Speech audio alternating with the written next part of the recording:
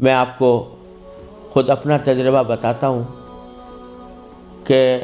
سن 1978 میں، یعنی آج سے تقریباً 38 سال پہلے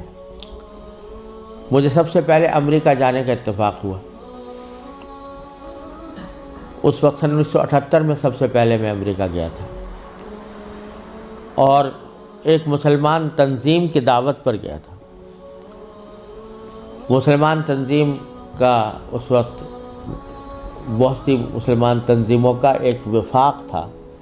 جس نے ہمیں دعوت دی تھی۔ تو جب میں اس تنظیم میں پہنچا اور اس کا سالانہ کنونشن تھا، اس میں حاضری ہوئی، تو سب سے پہلے تو میں یہ دیکھ کر حیران رہ گیا کہ جب شام کو دعوت کا اہتمام کیا گیا تو اس میں کہیں دور دور حاضرین کے اندر اسلام اور دین کا کوئی شائبہ نظر نہیں آتا تھا۔ خواتین اور نوجوان لڑکیاں وہ مردوں کے ساتھ اور نیم برہنہ لباس میں بیٹھی ہوئی تھی، اور پھر اعلان یہ کیا گیا کہ اگر کسی کو حلال کو کھانا کھانا ہو تو مچھلی استعمال کریں، جس کا مطلب یہ تھا کہ کھانے میں حلال کا بھی کوئی فکر نہیں تھی۔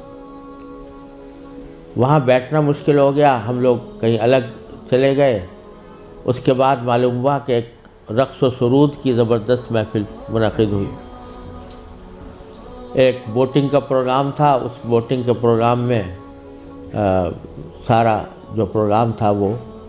رقص و سرود کی محفل میں گم ہو کر رہ گیا۔ یہ سارے نظارے دیکھنے کے بعد جب مسلمان تنظیم جس نے دعوت دی تھی اس کے سربراہ سے میں نے شکوہ کیا کہ بھائی آپ نے یہ مسلمان تنظیم ہے اور اس میں کہیں دور دور بھی کوئی شائبہ دین کا نظر نہیں آتا، تو آپ کیا کرتے ہیں، کس وجہ سے آپ نے یہ اجتماع منعقد کیا ہے؟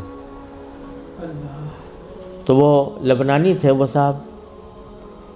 جن سے میں نے شکوہ کیا، تو اس کے جواب میں ان کی آنکھوں میں آنسو آنے لگے اور کہنے لگے مولانا آپ صحیح کہتے ہیں، لیکن یہ وہ قوم ہے کہ جس کے بارے میں بس ہم اتنا چاہتے ہیں کہ یہ کم از کم اپنے آپ کو مسلمان کہتی رہے۔ یہ اگر ہم یہ سمجھتے ہیں کہ اگر یہ صرف اپنے آپ کو مسلمان کہتی رہے تو یہ بھی ہماری کامیابی ہے، ورنہ اس کو اسلام سے کوئی تعلق رہا نہیں۔ ان کے آباء و اجداد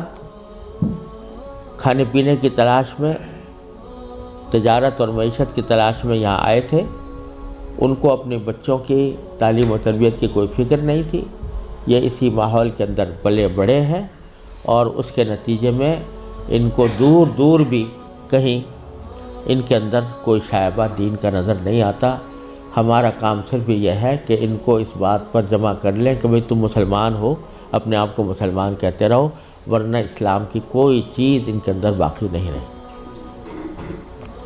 یہ منظر میں نے سن 1978 میں اپنی آنکھوں سے دیکھا، اور یہ عبرت ہوئی کہ اگر مسلمانوں نے اپنے بچوں کو، اپنی نسلوں کو صحیح تعلیم و تربیت دینے کی طرف توجہ نہ دی تو اللہ بچائے یہ اس بات کی کا اندیشہ ہے کہ اللہ بچائے جو آنے والی نسلیں ہیں وہ اللہ بچائے مرتد نہ ہو جائیں، اور اگر خدا نہ کرے ہماری اس بے توجہی اور غفلت کی وجہ سے ایسا ہوا کہ ہماری نئی نسلیں گمراہ ہوئیں، غلط راستے پر گئیں، تو اس کا وبال ہمارے اوپر ہو، کیونکہ قرآن کریم کا ارشاد یہ ہے کہ یا ایھا الذین آمنوا قوا انفسکم واہلیکم نارا۔ جہنم سے بچانا صرف انسان کے لیے اپنا فرض نہیں ہے کہ وہ خود اپنے آپ کو بچائے، بلکہ اپنے گھر والوں کو بچانا بھی اس کی اپنی ذمہ داری۔ اور یہ بڑے شرم کی بات ہوگی کہ ہمارے آباء و اجداد نے ہمیں اللہ تعالیٰ کے فضل و کرم سے ایمان اور اسلام کی دولت ورثے میں عطا فرمائی، اور ہم اپنی اولاد کو اللہ بچائے غلط راستے کے اوپر ڈالنے کے ذمہ دار بنے۔ اس سے زیادہ شرم کی، اس سے زیادہ نقصان کی کوئی اور بات نہیں ہو سکتی۔ لہٰذا یہ مسئلہ جس اہمیت کے ساتھ توجہ کا محتاج ہے،